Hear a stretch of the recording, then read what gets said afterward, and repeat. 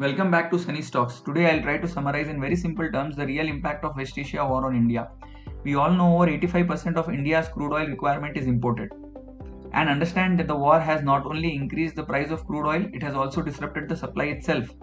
And yes, we also understand the broad impact of this on inflation and supply chain, but very few would know how this trickles down and has potential to break our economy if it continues for very long. I'll walk you through with a simple example on how the increase in crude oil impacts our import bill, further widening our current account deficit, which puts pressure on our foreign exchange reserves, our currency, impacting our central bank's ability to keep the interest rates low, further trickling down and impacting capital expenditure, consumer spending, and overall growth. Let's begin with an example. If your household's monthly income is 10,000 and your monthly expenses are 10,200, which includes around 2,200 spent on monthly oil and gas, you are already running a deficit of around 200. This deficit being small, you may have been covering this deficit by using your small savings and maybe small borrowings. Now your monthly expenses, which was 10,200, has suddenly gone up to 11,300 because the oil and gas expenses has gone up from 2,200 to 3,300 in your basket. Suddenly, you will start depleting your savings and may borrow, which will only add to your already burdened home affairs. Given the situation, you can take two actions. One, increase your income, and second, cut your expense. If you are able to increase your income enough to cover for the increase in expenses, you may not have to cut your expenses at all. But if you are not able to increase your income, you may get into a big time savings mode by cutting your expenses. Again, my example really is oversimplified, but hope it put things in perspective. And this is what's happening with India. Our import bill, that is our expenses, are increasing at a much faster pace than our exports, that is our income, and hence the government is urging us to cut on our expenses, because even depreciating rupee is unable to increase our export income enough to cover for our expenses. This was an oversimplified example. Now let's look at the real big numbers and relate the example I shared. India imported goods and services of almost 980 billion US dollars in the last financial year, and around 210 billion worth of oil and gas was imported. Now, the oil and gas bill because of the war has gone up by over 50%. If this continues, approximately $210 billion bill is what we paid in the last financial year. We will end up paying more than $315 billion over the next 12 months.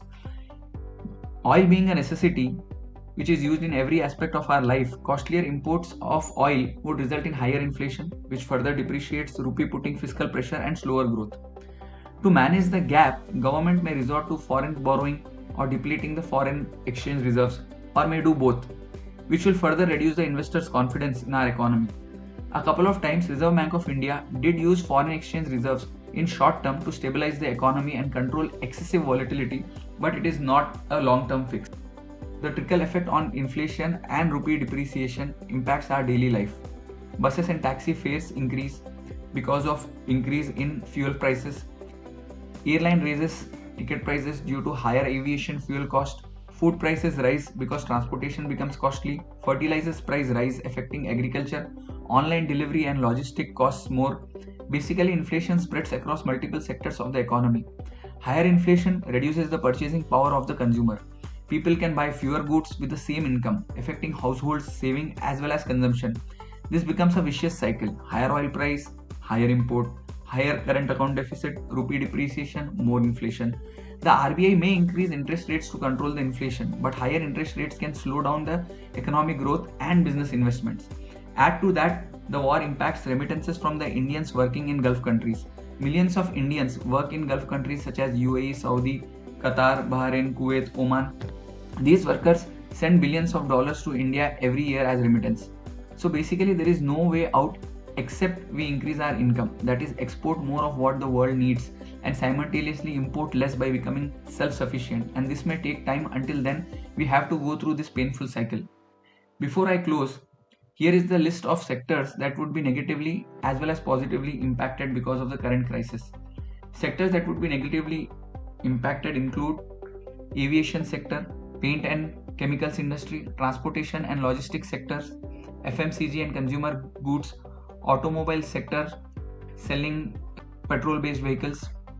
And sectors that would positively get impacted are oil exploration and production companies. Indian oil producing companies may benefit because they can sell oil at higher prices. refining companies, some refining and marketing companies can earn better refining margins during the volatile markets.